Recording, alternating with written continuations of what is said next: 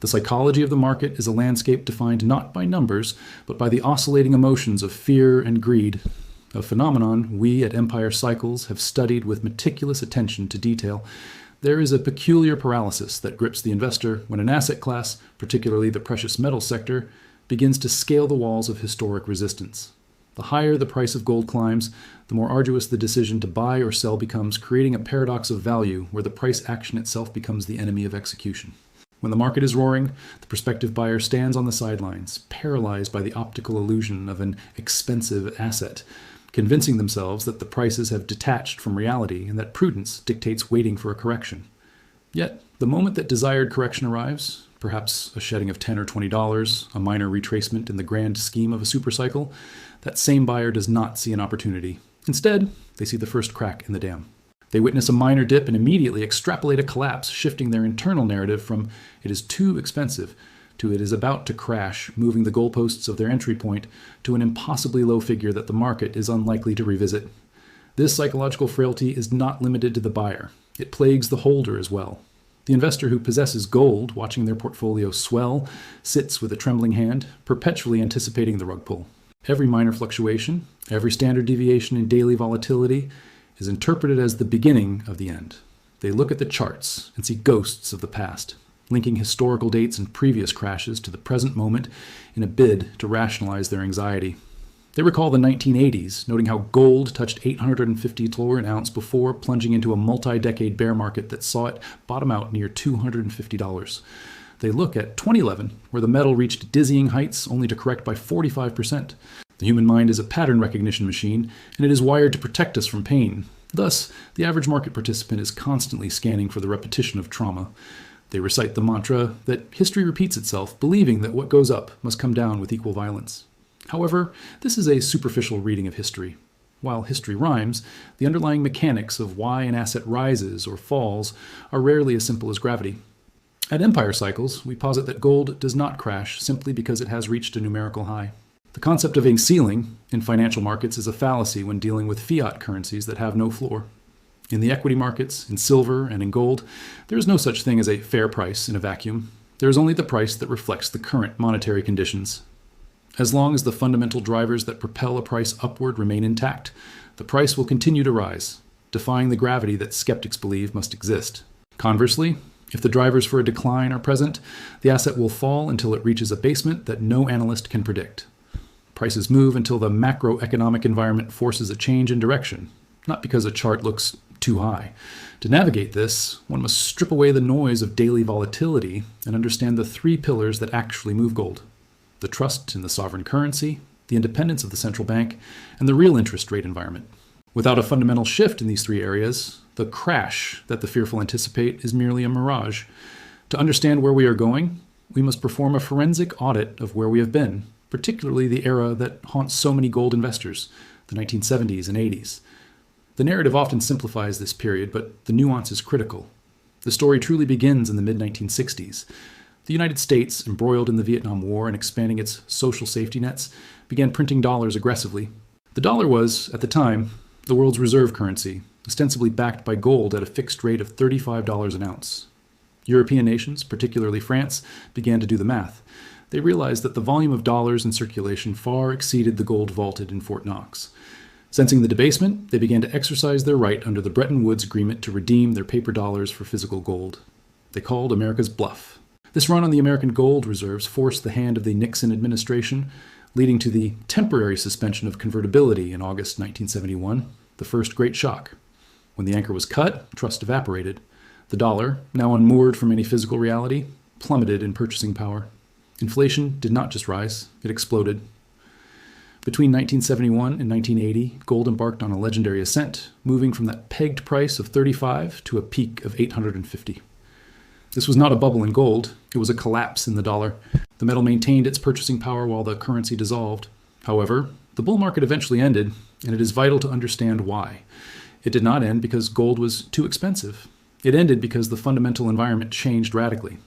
Paul Volcker, the newly appointed chairman of the Federal Reserve, decided to break the back of inflation by doing the unthinkable, raising interest rates to 20%. At 20%, the dollar suddenly became an attractive asset again. It offered a massive real yield, a guaranteed return that far outpaced the inflation rate, which was hovering around 12%. Why hold a non-yielding asset like gold when the bank would pay you 8% in real terms just to hold cash? Volcker restored faith in the currency and, by extension, restored the credibility of the Federal Reserve. He proved that the central bank had the political will to inflict short-term economic pain to preserve the long-term value of the money. Once that trust was reestablished, the rationale for hoarding gold evaporated, and the price collapsed to $250. This historical lesson is the prism through which we must view the present, but we must do so with clear eyes. The question we face today at Empire Cycles is whether we are in a 1980 scenario or something entirely different. When we apply the same diagnostic criteria to the current landscape, the differences are stark and terrifying. Does the market currently have faith in the purchasing power of the dollar? One needs only to look at the rhetoric coming from the highest levels of government. The political pressure to lower interest rates is immense. Unlike the Volcker era, where the mandate was to tighten, the current mandate, driven by a debt-burdened economy, is to ease. We are witnessing a public conflict between the executive branch and the Federal Reserve, a dynamic that shatters the illusion of central bank independence. In the 1980s, the Fed could act unilaterally. Today, we see a former and potential future president openly criticizing the Fed chair, Jerome Powell, and suggesting that rates must come down to fuel growth. When the market perceives that the central bank is no longer a neutral arbiter of value but a political tool, the risk premium on the currency skyrockets. Furthermore, the fiscal mathematics of the United States have deteriorated to a point of no return. In the volatile decade of the 1970s, the US Debt-to-GDP ratio was a manageable 30%. The nation had the balance sheet capacity to absorb 20% interest rates. Today, that ratio sits at 120%. If the Federal Reserve were to attempt a Volcker-style maneuver today, raising rates to combat inflation, the interest payments on the national debt would consume the entire federal budget, triggering an immediate sovereign default, or hyperinflationary printing to cover the spread.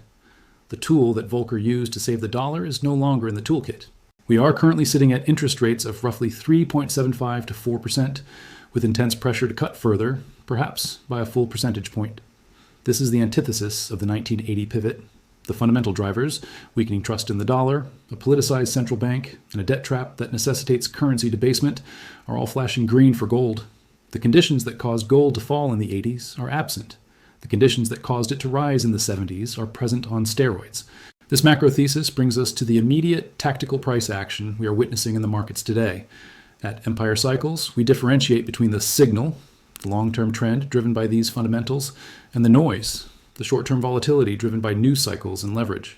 Recently, we have identified major tops in both gold and silver that serve as critical milestones in this ongoing bull market. Our proprietary analysis flagged a target of $4,500 for gold, with a secondary expansion to $4,800 upon stabilization. For silver, the targets were $91 and $93. As is typical in emotional markets, the moment these assets approached these psychological peaks, the news cycle flooded with bullish catalysts. We saw reports regarding legal challenges to Jerome Powell, allegations of mishandling public funds for building renovations, and renewed geopolitical tensions involving Iran. The market, already frothy, latched onto these headlines. Instead of consolidating at the $4,500 level to build a healthy base for the next leg up, gold prices spiked in a blow-off top maneuver, reaching $4,640. This is a classic buy the rumor, sell the news setup. The euphoria of the moment blinded participants to the reality of the trading cycle. Just 2 weeks prior, at the close of December 2025, gold had traded as low as $4,170. A move from $4,107 to $4,640 in a fortnight represents a massive windfall for short-term speculators. It is statistically inevitable that after such a vertical ascent, profit-taking must occur. The smart money uses the cover of good news to offload positions to the dumb money chasing the rally. Consequently, the price retreated from that $4,640 high down to $4,550, a roughly $90 correction. To the uninitiated, this looks like a failure. To the seasoned analyst at Empire Cycles, this is healthy market respiration. The same pattern played out in silver. We identified a breakout level at $37.50, forecasting a run to $48 or $50. Silver not only met these targets, but extended to $52 before pulling back to $46. From there, it utilized the $46 level as a launch pad, rocketing toward the $93 target. The news cycle creates the volatility, but the technical structure dictates the trend.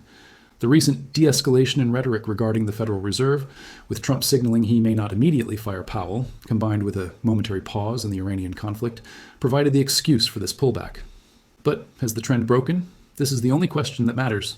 At Empire Cycles, we focus on key support levels that define the integrity of the bull market. The volatility we are seeing, where prices shoot up on headlines and crash on profit-taking, is characteristic of a mature bull market. It shakes out the weak hands.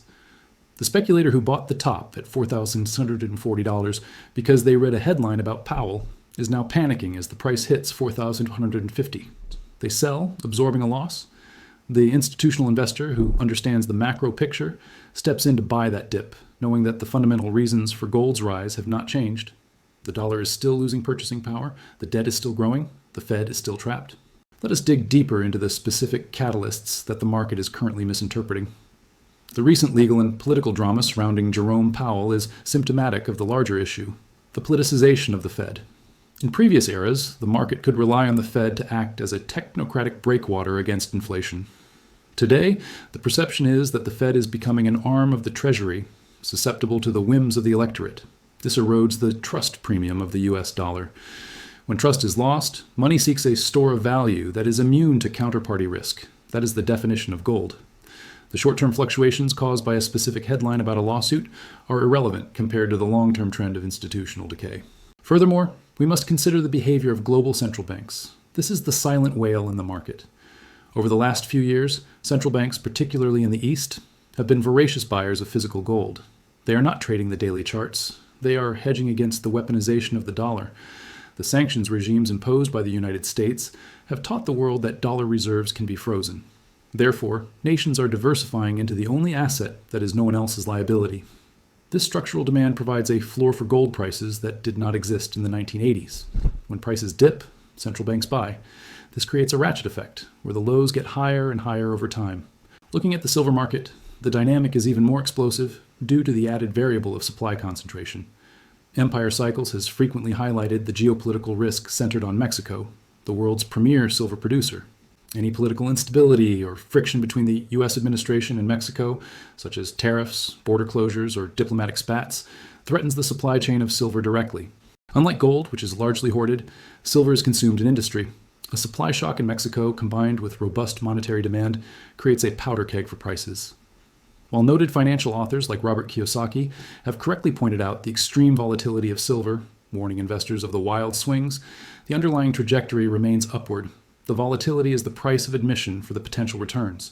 The key for the investor is not to be washed out by the waves, but to keep their eyes on the tide.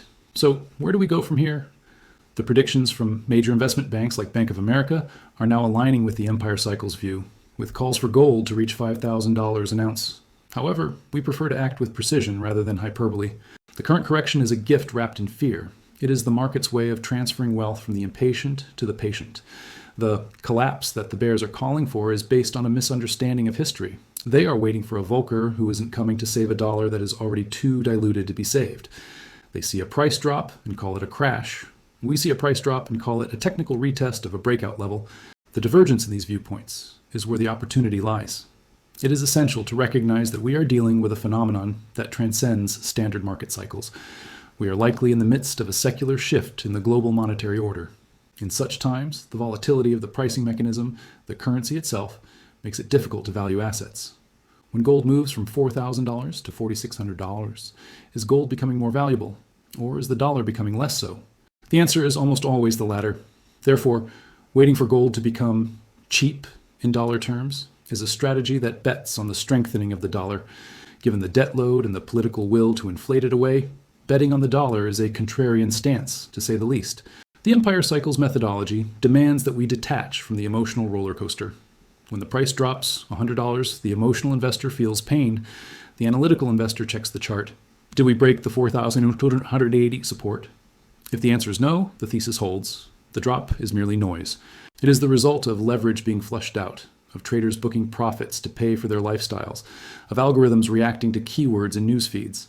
It is not a reflection of the asset's intrinsic worth. The silver market, with its inherent volatility, teaches this lesson even more harshly. A drop from $52 to $46 feels catastrophic in the moment, yet it was the necessary springboard to reach 93. Those who sold at $46 out of fear missed the doubling of their capital. Those who understood the cycle held fast. We are navigating a period where the headlines will continue to be erratic. One day, peace will be declared. The next, conflict will escalate. One day, the Fed will seem hawkish. The next, dovish. These are the ripples on the surface. The current is deep and moves in one direction. The three factors, confidence, independence, and debt, are the compass by which we steer. The confidence is waning. The independence is gone. The debt is insurmountable. These are the hard truths that the market is slowly, painfully pricing in. As we move forward, it is crucial to maintain this high-level perspective. Do not be seduced by the good news that appears at market tops. It is often the bell ringing for a temporary exit. Conversely, do not be terrified by the bad news that accompanies market bottoms. That is usually the dinner bell for the astute accumulator. The recent price action, specifically the failure to hold $4,140, was predictable and necessary. It resets the sentiment readings, clears out the excessive leverage, and allows the moving averages to catch up to the price. It builds the structure required to support $5,000 and beyond. At Empire Cycles, we believe that understanding the why is infinitely more profitable than chasing the what. Knowing why gold fell in the 80s protects you from fearing a repeat today. Knowing why silver is volatile prevents you from panic selling a correction. The history of money is a history of cycles, of confidence gained and confidence lost. We are currently in the accelerating phase of confidence loss in fiat systems. The resulting volatility is not a bug, it is a feature of the transition. The levels are clear. For gold, the supports at $4,380 and $4,500 are the lines to defend. For silver, $82 is the stronghold. As long as price action respects these boundaries, the long-term bull market is not only intact, but healthy. The noise of the daily fluctuations is designed to distract you from the signal of the secular trend. The path to $4,800 gold and triple-digit silver is paved with these moments of doubt. It is the investor's job to step over them, not to trip on them. We invite you to view the market through this lens of historical context and technical discipline. The crowd will always react to the immediate. The Empire Cycles approach is to anticipate the inevitable. The inevitable reality of the current economic structure is that the currency must be debased to keep the system solvent. In that equation, gold and silver are not merely speculations. They are the few remaining constants. The volatility is the price you pay for the insurance they provide. Keep your eyes on the supports, ignore the sensationalism of the headlines, and remember that in a world of infinite paper, finite assets are the only true north. The cycle is turning, and it is turning in favor of the patient. We will continue to monitor these critical levels and the shifting macroeconomic tides to guide you through the noise. The era of easy money has consequences, and we are watching them unfold in real time on the charts. Stay disciplined, stay informed, and trust the cycle. The roadmap has been drawn. The market is simply filling in the details. This is the perspective of Empire Cycles. As we conclude this analysis, we remind our readers that the journey to wealth preservation is rarely a straight line. It is a jagged ascent, fraught with psychological traps. The recent pullback from $4,640 in gold and the volatility in silver are simply the latest tests of resolve. Those who understand the macro drivers, the debt, the deficits, the debasement, will view these moments not as threats, but as confirmations that the market is functioning correctly, shaking out the weak to reward the strong. We look forward to navigating the next leg of this historic cycle with you.